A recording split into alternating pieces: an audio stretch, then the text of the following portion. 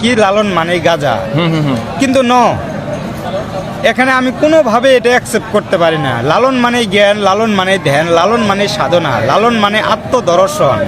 যদি আমি লালনকে ধারণ করতে পারি তাহলে আমি আমার নিজেকে দেখতে পারবো, নিজেকে চিনতে পারবো। তাই রাইট। আর এই যে সিদ্ধি, তামাক, সিদ্ধি কখনো গাঁজা হয় না। গাঁজা এক জিনিস, সিদ্ধি আরেক জিনিস।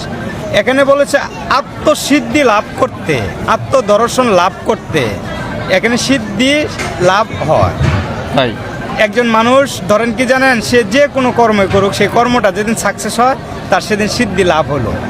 সিদ্ধি খাওয়ার জিনিস না, সিদ্ধি লাভ করার জিনিস। কিন্তু আমরা এখন হুসুকে, আমিও বলি অনেক জায়গায় যে সিদ্ধি খাচ্ছে, কিন্তু আসলে সিদ্ধি খাওয়ার জিনিস না, গাঁজা খাওয়ার জিনিস। গাঁজা হলো মনি ঋষিগণের জিনিস, যারা সিদ্ধ পুরুষ তাদের জন্য। গাঁজা তো সাধারণ মানুষের জন্য না। এখন আনপাবলিক কেন খাচ্ছে, এটা আমার সরকারের কাছে অনুরোধ, কেন আনপাবলিক এই গাঁজা খাচ্ছে আপনারা সেটার ব্যবস্থা নেন। সাধুগুরুদেরকে এমনভাবে হেফাজতে রাখেন যাতে তাদের কোনো সমস্যা না হয়। তাহলে যে আম পাবলিকের জন্য সাধুগুরু অপমানিত হইতেছে। হ্যাঁ হ্যাঁ হ্যাঁ, দৃষ্টিগত কথা বলতেছে। হ্যাঁ হ্যাঁ হ্যাঁ হ্যাঁ, মানুষ ভাবতেছে যে লালন মানে এমন হয়, এ তামাক সে মানে না না। এই যে লালন বাউন্ডারিতে যে অষ্টপ্রহরের একটা সাধু সঙ্গের ব্যাপার ঘটবে এখানে, তারপরে হলো 24 প্রহরের একটা খেলা, 3 দিনের যোগ সাধন।